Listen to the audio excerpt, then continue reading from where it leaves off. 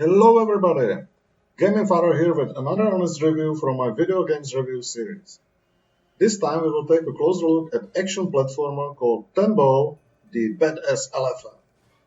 With better platforming skills, fast reflexes and nerves of steel, and let's get started!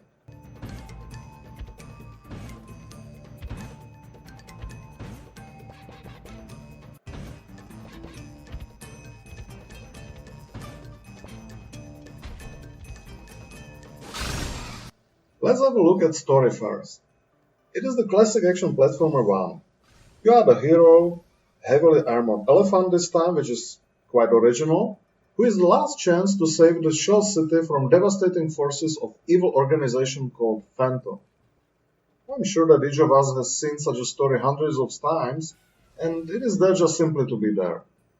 However, the plus here is that the authors do not take themselves seriously and say that this is the heaviest action adventure of the year, making it about 7.5 tons of fun.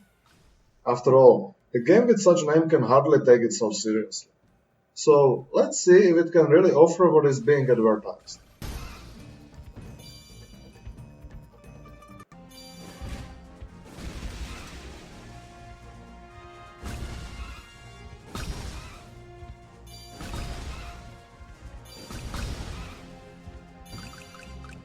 You are briefly introduced into story in the beginning by the comic strips and jump right into the game.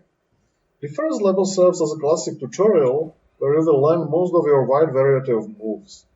Here I need to mention that I would recommend to play this game on the controller if you have any, as you could break your fingers by trying to press the combinations of keys to perform some moves on the keyboard. So what kind of action can you perform besides of classic running and jumping? You can float in the air for a while by holding jump button, you can dash to break the objects and attack your enemies, uppercutting to break the objects above you, butt stomping to break the objects under you, dive spinning to turn yourself into a giant ball breaking the objects ahead of you, which can be combined with bouncing it, sliding, day jumping to be able to jump over big holes, and water spraying to extinguish burning objects by your try. It will probably take some time to learn all moves and to use them at right places, but this is one of the factors that makes the game variable. If you play on the game controller, the control is responsive enough, and most of the time you are performing the exact actions that were meant to be performed. The truth is that sometimes I have a feeling that Tembo has too excessive demands on the accuracy of your moves, but luckily not so often. Now let's have a look how the game is played.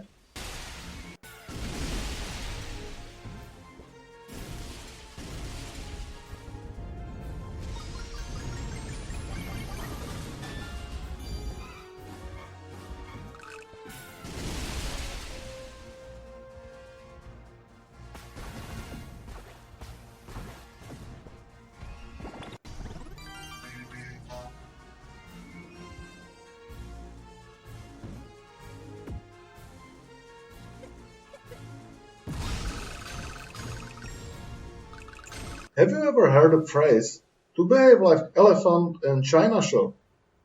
This actually describes the best what is happening on your screen most of the time. The game is about the distraction. You destroy the crates, car wrecks, walls, floors, ceilings, and even the whole buildings. And you will be moving vertically a lot. There are high jumps supported by trampolines or even cannons, as well as divings into underground passages. But your main goal is not to destroy the whole environment, but to save your city from the enemies. So, who is actually standing against you? Most of the time you will be facing generic enemy soldiers that are shooting at you, throwing grenades, or even using heavy artillery like rockets, tanks, or battle robots against you. You are eliminating them by simply dashing into them, or, and what is more entertaining, by using the environment against them.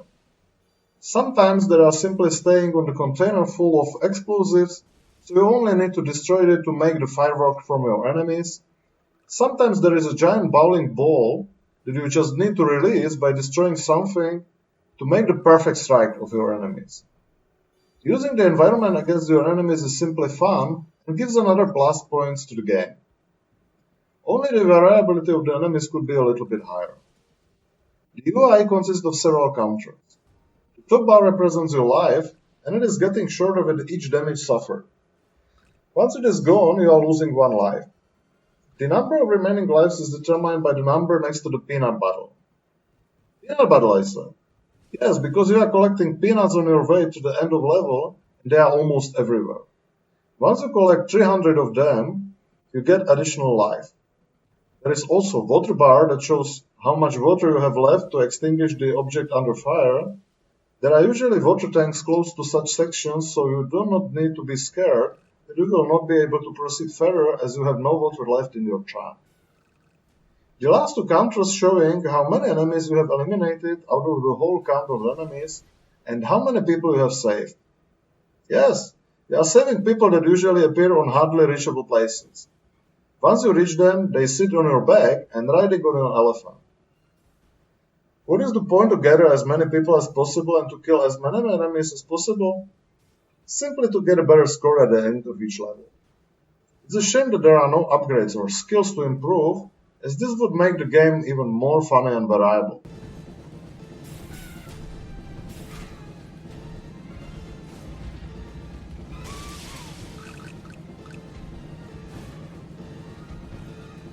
And we are gonna fly.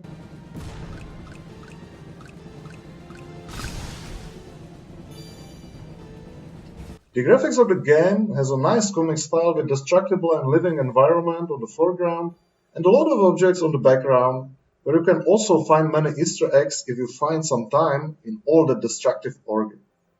The nice dynamic music and many sounds are helping to make an atmosphere of distraction. As for the difficulty, the game is challenging but not frustrating most of the time, thanks to the good system of checkpoints and plenty of peanuts to collect. The level design is also good. You will find yourself in an industrial environment most of the time, like ruined buildings, factories, or moving train prepare for your action.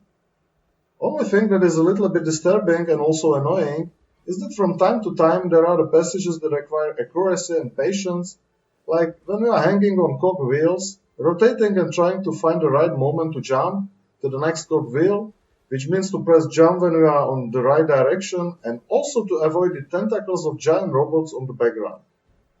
This feels a little bit like it doesn't belong into such fast action game.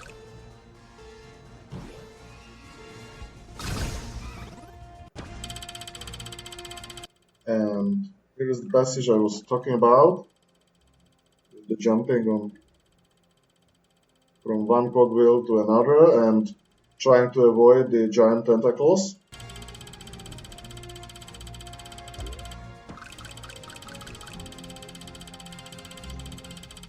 So what do you think, guys? Can I recommend this game or not? There is a lot of positive things like a good level design, destructive environment, responsive control, reasonable difficulty, beautiful graphics, sense of humor and variety of moves. There are also some negatives like the absence of upgrades, generic enemies and some annoying passages. Some co-op multiplayer would also suit the game. Tembo The Badass Elephant costs 13 euros on Steam, which makes the game not so cheap, but if you wait for some huge discount, you can buy it with even 75% discount, which makes it instabuy. The game is not flawless, but it is really entertaining most of the time. Thus I'm giving Tembo thumbs up and Gaming Files Index 8 out of 10. Thank you for watching this video review, and if you like it, please do not forget to give it your like and subscribe to my Gaming Fathers channel. Hope to see you again next time.